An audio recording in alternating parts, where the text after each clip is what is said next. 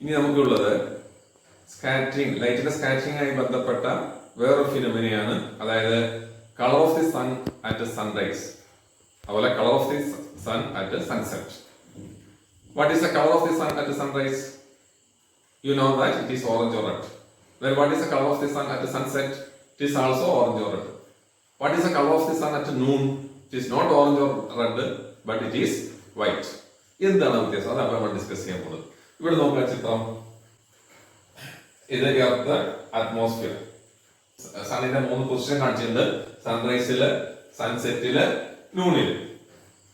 ഇനി ഇവിടെ നോക്കുക, സൺറൈസ് സമയത്ത് sun is very far away from us. Sunset samayatho it is also sun is very far away from us. Therefore, sun has to travel a large distance to reach us.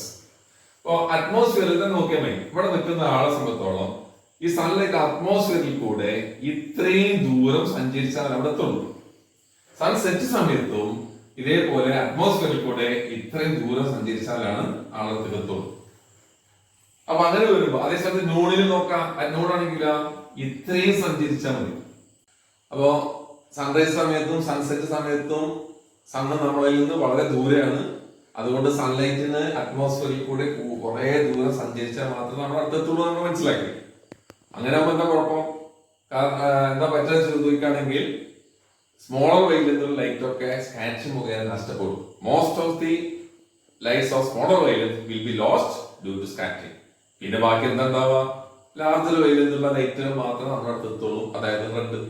At sunrise or at sunset sun is very far away from us, so sunlight has to travel a large distance to reach us. Then what happens? Most of the lights of smaller wavelength will be lost due to scattering. That is, the light to reach us is of larger wavelength, that is orange or red. Color of the sun at noon. നമ്മൾ പഠിച്ചു sunrise സമയത്ത് സണ്ണിന്റെ colour orange അല്ലെങ്കിൽ red ആണ്. അതുപോലെ തന്നെ sunset സമയത്തും സണ്ണിന്റെ colour orange red ആണ്. ഇനി നൂണില് എന്താണ് സണ്ണിന്റെ കളർ എന്നുള്ളതാണ്. ഇവിടെ നോക്കുക, നേരത്തെ നമ്മൾ പഠിച്ചത് കഴിഞ്ഞതാണ്.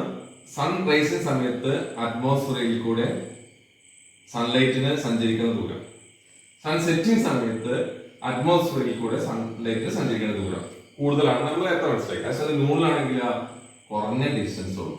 At noon, sunlight has to travel only a short distance when compared to at the time of sunrise and sunset.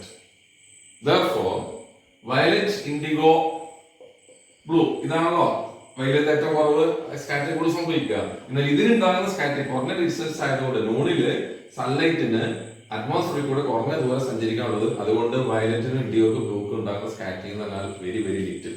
അതേ നൂണില് സണ്ണിന്റെ കളറ് വൈറ്റ് അല്ലെങ്കിൽ വളരെ ചെറുതായിട്ടുള്ള ബ്ലൂ ആയിട്ടാണ് നമുക്ക് തോന്നാം.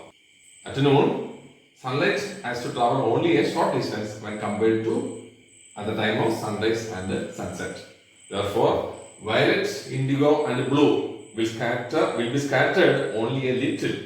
Hence, sun appears as white. അപ്പോൾ നമ്മള് ലൈറ്റിന്റെ സ്കാറ്ററിംഗുമായി ബന്ധപ്പെട്ട് പഠിച്ച ഫിനോമിന ഏതൊക്കെയാണ്? ഒന്ന്, colour of the sky blue.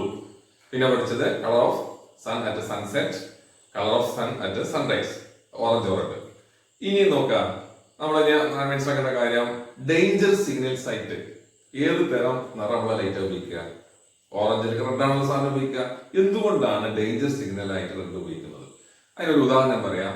നമ്മൾ റോഡരികിൽ നിൽക്കാന്നിരിക്കുക, രാത്രിയാണ്, ഒരു കാർ നമ്മുടെ അടുത്ത് കൂടെ പോവാണ്.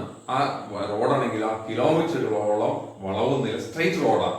അപ്പൊ നമ്മുടെ മുന്നിൽ കൂടെ കാർ പോകാം, രാത്രിയാണ്. കാറിന്റെ പിന്നില് ഈ സൺലൈറ്റിൽ 7 ലൈറ്റ് കൊണ്ടിരിക്കുക. വയലറ്റ് ഉണ്ട്, ഇൻഡിഗോ ഉണ്ട്, ബ്ലൂ ഉണ്ട്, അങ്ങനെ 2 വരെ 7 നിറങ്ങളുള്ള ലൈറ്റ് അതിന്റെ പിന്നിലുണ്ട്. അപ്പൊ കാറിൽ നമ്മൾ നോക്കിക്കൊണ്ടിരിക്കുമ്പോൾ 7 നിറം കാണുന്നു. കുറെ കഴിഞ്ഞാൽ വയലറ്റ് കാണാതാവും. കാരണം എന്താ? വയലറ്റിന്റെ smaller violet it will scatter, it will lost due to scattering. പിന്നെ കുറച്ച് കഴിഞ്ഞാൽ ഇൻഡിഗോ കാണാതാവും, കുറെ കഴിഞ്ഞാൽ ബ്ലൂ കാണാതാവും. അങ്ങനെ പോയിട്ട് അവസാനം റെഡ് മാത്രമേ കാണുള്ളൂ. ബാക്കിയുള്ളതൊക്കെ എന്താണ്? സ്കാറ്റർ ചെയ്തിട്ട് നഷ്ടപ്പെടും. കാരണം വെയിലൊന്നും കുറവായതുകൊണ്ട്.